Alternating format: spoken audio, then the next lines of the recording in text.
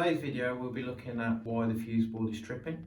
This is a typical fuse board that most of our properties have got installed.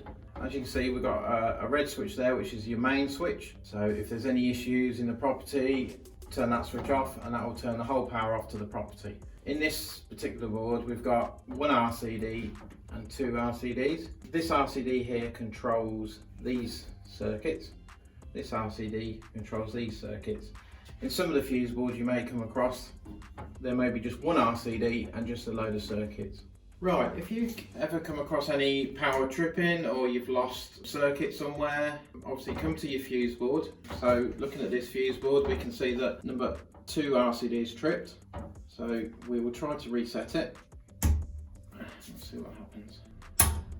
There you go, it's tripped. So we know that there is a fault on either the kitchen sockets, the valve and pump, lights, kitchen, lounge and bedroom on this particular board. So what we'll do, we will turn each of the MCBs off and reset the RCD. Right, so the RCD should hold. Right, now it's just a case of putting each of these circuits back on again until we find the circuit that basically trips the RCD out.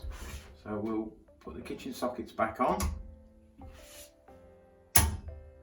Right, so the RCD is tripped. So we now know that on the kitchen sockets there is a problem.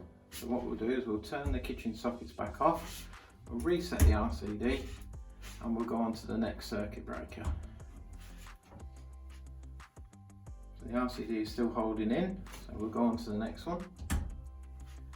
The LCD is still holding in. So we know that on the kitchen sockets on this particular board that we've got a problem with either faulty appliance, could be a kettle, steam iron if you've had one in, washing machine. So something we've got plugged in, there will be a fault on. So we'll go to the kitchen now and unplug everything and turn off every appliance. Right, so we're back in the kitchen. This controls the fridge freezer. So obviously we can't pull out the fridge freezer, so we can turn off the fridge freezer from there, and also in this one we've got the extractor hood which we can. We've also got a couple of appliances. We need to make sure that we unplug those just in case there's any faults on those. Right, we'll go back to the fuse board now. We're back at the fuse board. We will switch on the kitchen circuit again.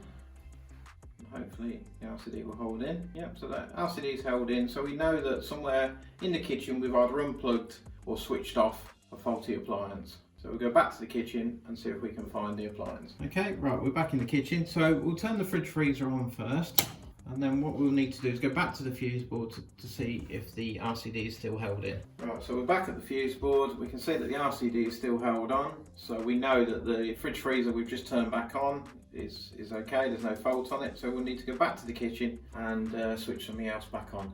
Back in the kitchen, we'll switch the next appliance back on.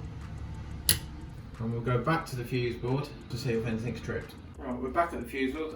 We can see that the RCD is tripped when we've plugged the appliance back in again. So that appliance has got a fault on it. It could be wet, it could be just old age, but obviously that's what's causing the problem. So we'll go back to the kitchen and now we can switch everything back on in the kitchen and hopefully that will be the problem solved. So we'll unplug the suspected faulty appliance.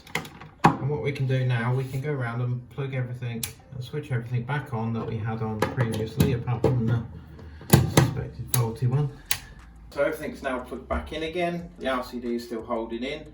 So we know now that we've found the faulty appliance, which will either need repairing or in most cases thrown away and getting a new one. But that's basically the fault on an RCD regarding an appliance within your house. Obviously that could be in the kitchen, it could be in the lounge or bedroom. It's the same principle. Find out what circuit the actual fault is on by turning off that particular circuit and resetting the RCD. Once you've found the circuit, there will be a circuit diagram to tell you, and then it's a case of unplugging the items on that particular circuit and the same process we've just gone through.